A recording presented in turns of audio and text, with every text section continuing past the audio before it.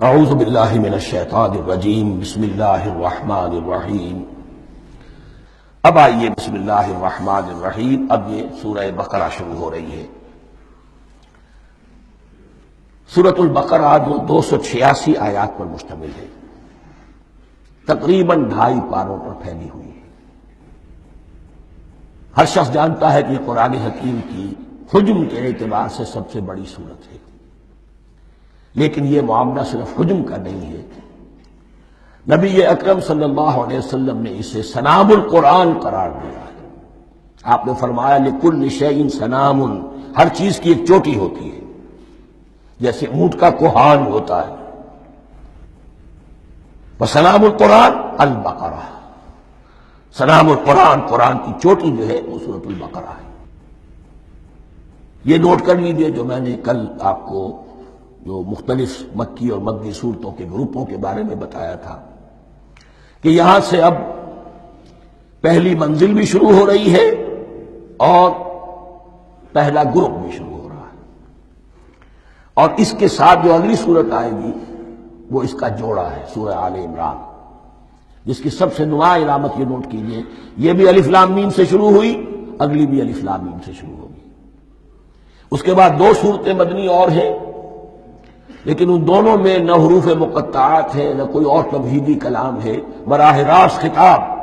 سورہ نساء میں یا ایھا الناس اور سورہ مائدہ میں یا ایھا الذین آمنوا، کوئی تمہیدی بات نہیں، کوئی حروف مقطعات نہیں، براہ راست خطاب۔ وہ ایک جوڑا ہے سورہ نساء اور سورہ مائدہ، اور یہ ایک جوڑا ہے سورہ بقرہ اور سورہ آل عمران۔ سورہ بقرہ اور سورہ آل عمران کو نبی اکرم صلی اللہ علیہ وسلم نے الزہراوین بھی قرار دیا ہے۔ زہرا کہتے ہیں بڑی روشن چیز کو، یہ حضرت فاطمہ رضی اللہ تعالی عنہا کے نام کے ساتھ آتا ہے، فاطمۃ الزہراء، تو زہرا بہت روشن دمکتی ہوئی شے۔ الزہراوین، یہ 2 نہایت دمکتی ہوئی صورتیں ہیں جو قیامت کے دن 2 بدلیوں کی شکل میں ظاہر ہوں گی، حضور نے فرمایا، اور جو لوگ ان صورتوں سے محبت کرتے تھے ان پر سایہ کریں گے۔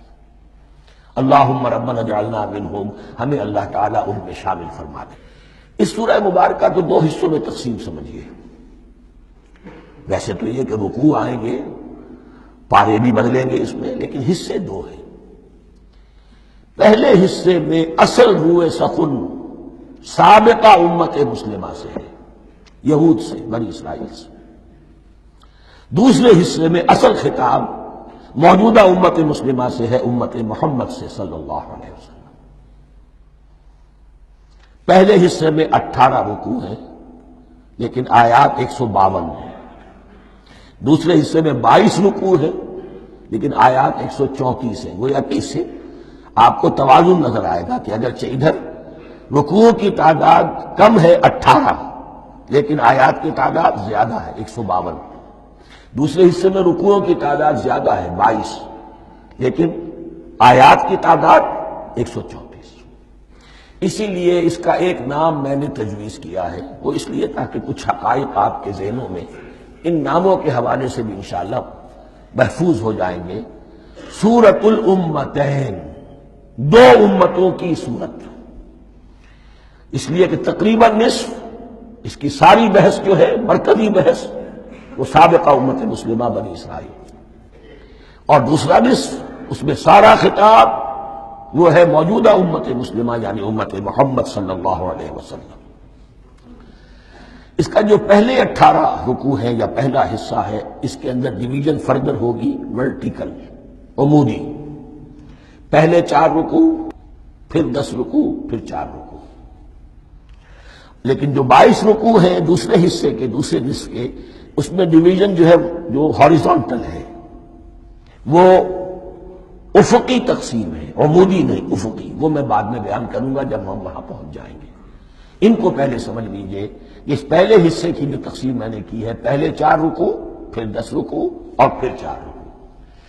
پہلے 4 رکوع یوں سمجھیے کہ پورے قرآن مجید کے لیے اس کی حکمت اور فلسفے کا جو حصہ مکی قرآن میں بیان ہو چکا تھا اس کا خلاصہ ہے۔ جب یہ صورت نازل ہو رہی ہے تو یہ تو مدینے میں حضور تشریف لا چکے ہیں، 12-13 سال جو ہے گزر چکے ہیں، اور ان 12-13 سالوں کے دوران 2/3 قرآن نازل ہو چکا ہے۔ اس میں جو بھی حکمت، فلسفہ اور بنیادی دعوت، یہ جو چیزیں مکی قرآن میں بیان ہوئی، ان کا خلاصہ نچوڑ نکال کر یہاں 4 رکوعوں میں رکھ دیا گیا۔ اگرچہ ان میں بھی جب گہرائی میں آپ دیکھیں گے تو روح سخن جو ہے وہ بنی اسرائیل کی طرف ہے، وہ میں بعد میں عرض کروں گا، لیکن اضافی طور پر یہ سمجھ لیجئے کہ پورے مکی قرآن کے حکمت اور پیغام کا خلاصہ ان 4 رکوعوں میں۔ پھر 10 رکوع ہیں جن میں براہ راست خطاب ہے سابقہ امت مسلمہ، یا بنی اسرائیل۔ اس کے بھی 2 حصے ہیں۔ پہلے ایک رکوع میں دعوت ہے، بڑا انداز اس کا بڑا پیارا ہے، اس میں دعوت ہے، ایمان لاؤ محمد پر صلی اللہ علیہ وسلم۔ اور اس کے بعد 9 رکوع ہیں ملامت کے، ملامت، تنقید، تم نے یہ کیا اور یہ کیا اور یہ کیا، ہم نے یہ احسان کیے، یہ احسان کیے، یہ احسان کیے، تم نے یہ ناشکری کی، یہ ناشکری کی، یہ ناشکری کی۔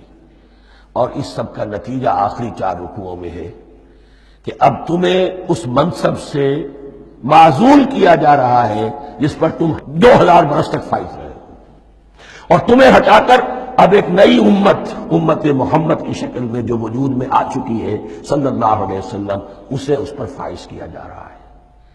اور اس کی علامت کے طور پر اسے میں کہا کرتا ہوں کورونیشن، تاج پوشی۔ ایک امت معزول، دوسری امت اس کا نصب ہو رہا ہے، اس کی تاج پوشی کے لیے سمبل، علامت کیا ہے؟ قبلہ تحویل۔